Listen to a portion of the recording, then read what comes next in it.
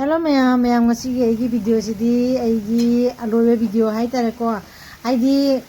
हयेंदगी new year चंगदोरमिना अलोब वीडियोनी अरो जेंगमिनरसी अइना थाजबा हंगामदुदगी मना मसिंग खरा मलुरे हंगाम मना खरा मलेए अदगैदी से मुला मना सरसो मना जो आई हिंगोंदा खरा हौजबदो अदो आई खजी खजी मल्लगा पुरगा लाए अदुदुना आई मिक्स सब्जी मंगौरगेबको अदो कमाइना ngौगे अइना जुम चम चम ngasiदी थोंगमनी अदा मयामदा लास्ट वीडियो ngasiगी चही गे लोइब निमिसे वीडियो मा थांगनिंगदना अइना थौरांग तौजबनिको अदो मयाम जेंगमिनरसी लाइब चहीसीसु मैम पुरम नुंगाई याइफना अनायक जाउदना लेमिनबो इसी हराव हरावना अदो मैम असिगिदमक मना मसिंग लेखुम जामना तोले अदो इन इसिंग द फजना तिंगझलगा सेंग चामधोक्तोरबनेबको चामधोगा सेमदोइनी नत्रगदी होरेन लेबाक से कचिक जाउगिबदा केंगिदनको अदुनी मुला मना सिदी पुरा मुला मना से जामना हापनते मरु कादबा मुलादो अदुरुगी मनानी से तिरौ मना सु खरा लेरे मतोन सु खरा थायबको अदु सु खरा हेगले अदो असि सिंगसे आई फजना सेंगना चामधोसी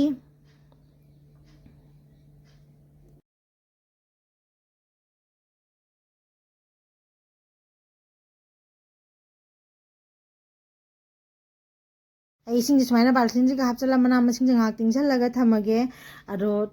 सुमाइना tingzalaga ngak thamaga angko Seng न हंजन हंजन चामबे मथौ तायबको ado सुमाइना सेंग चामधोगा इसिंग से सिल्लगा सुमाइना सेंग चामधो मतुंगदा ngak मचुम ताहलनी ताहला मतुंगदा आई सब्जी मना मसिंग जे लोइना सेमगेको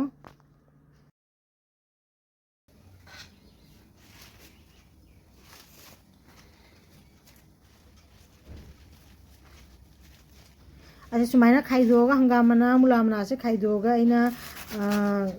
सुमाइना दुम राप चोप तौरेबा जाम कुपना सुनत्रे जाम पौना सुनत्रे सुमाइना लोइना सेमदोक चरगे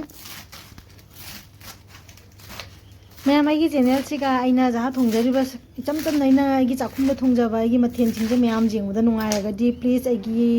चैनल सिबु अचौ अनौबा चिनि नाउना जेंगबिरगदी प्लीज सब्सक्राइब तौरगा सपोर्ट तौबिरमु मैम अदुगा आइबु हानादगी सपोर्ट तौरबे चिनाउ बिसु आइना मतम पुनमुक्ता थैंक यू हाइजरी अदो अनौबा चहीना चंगकपदा अनौबा मथेन मैम जो इचरके अनौबा सपोर्ट मैम जो तौजरके अदा मैम सु सपोर्ट तौबिरो सपोर्ट सु तौमिनसी मैम अदो सागसिंजे लोइना सेमबा लोइरे खांगजु थांगलगा को सिगा सरसोगी थाउसे खरा हिजले आइदा च थाउसे असिना ngौबना हाउबे हेलिको रिफाइनदगी सुमाइना मना मसिंग साग ngौबसे अचा थाउना हाउबे हेली रिफाइन ऑयल दगी मास्टर ऑयल ना हाउबे हेली रो मास्टर ऑयल से खरा हापचले असिगैना हापतुइसे मेथी खरा हापचली मेथी सिदी जाम हाउई मना मसिंग ngौबदा मेथी मना से साथिन मेथी मरु से जामना हाउरी मना हापसु जाय अदो मरु मेथी गी मरु से ना हापे खरा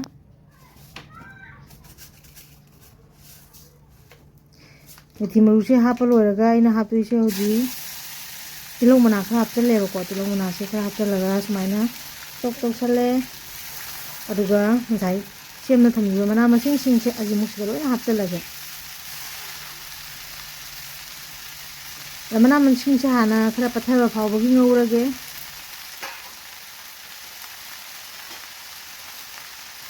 अरे मैम वीडियो के मैं आई लगा please like share and subscribe तौबा काउबिगनुको मैम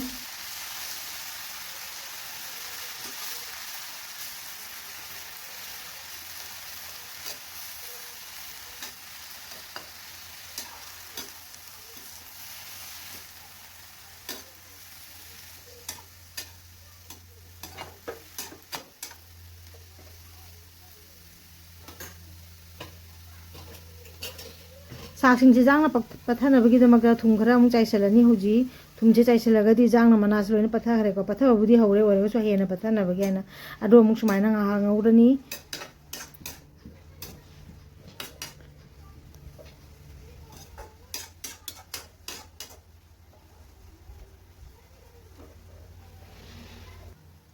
सिदा मैंने सब्जी खरा थोरांग तौरगा थमे गाजर खरा आलू मा अदगी फुलकोबी खरा सेमगा थमेबको असि सिंगजोय फजना सेंगा चामदो सिगा लोइना हापचले मना सिना लोइना पथा खरा दादि हंगाम मना मसिंग सिंगसे साग सिंगसे पथा खरा मतुंगदा असिगी सब्जी खरा सेमगा थंबसे असि सिमु हापचले मटर सु खरा मुकु हापचले सुमाइ तो हापतोगने फजना मु मिक्स तौसलगा फजना ngौमिनरगे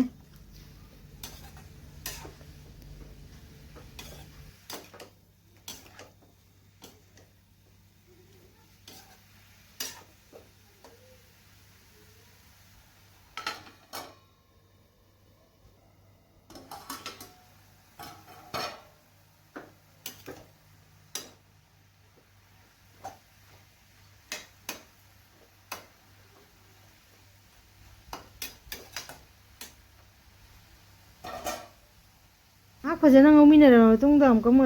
जायगां पाउडर खरा चाइसले जीरा पाउडर खरा चाइसलनी हापकदब मसला हापनिंग मसला रो खरा हापचलगने को जीरा गा जायगांगा मोरोक हापनिंगा मोरोक हापसु जाय आरो सुमाय तो खरा हापचलगा मो असिमो ओखायरगा फजन मरै मुना ngौरगे हुजी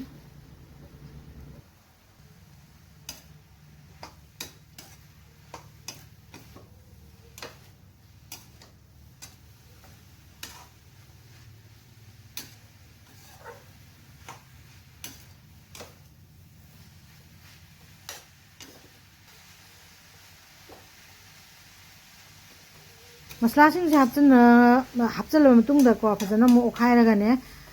मिक्स तौसलगा ngौरनी ngौरगा मखुम मु खुमजलगा ngak जायरगा ngौरने बको अदुगा मुले हेबा कांदो मखुमजे हांगदोगे उजी आदि मखुमजे कुपसलगा थमगे अदुगा मरी मंगा मतुंग मखुमजे हांगदोगा जेंगे जेंगगदि फजन मुलेको मही सरुक अबो जाउतरे अदो सुमायना चाबसे मैम हैनाब्रा आइदि यामना हाउजेबको हवाई का थोंगा सुमायना चाबसे हाउरी अरो कंगना सिगा तोलगसु चाबसु हाउरेबको सुमायना तोरा ngasi di ngasi gi sabji ngौबगी वीडियो से मैम दा हापचरे मैम सु चाबी बेरा सुमायना हैनाबा जाउब्रा हैनादबा जाउब्रा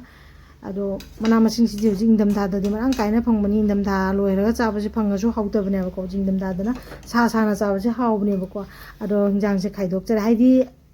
अना ngौजबा सब्जी ngौबसी सुमायन तौरगा खरा खाइदोए अदो हवाईसु थोंगेबको अदो हवाई थोंबसिसु आई खाइदोकचरनी अदुगा ngasi गई नै चमचमजबा थाली अमा सेमजरगे अदुगा ma'am ngasi gi video se ai ngasi jamna chamna sumaina tawraga thongjare hawai sum khaidoe ko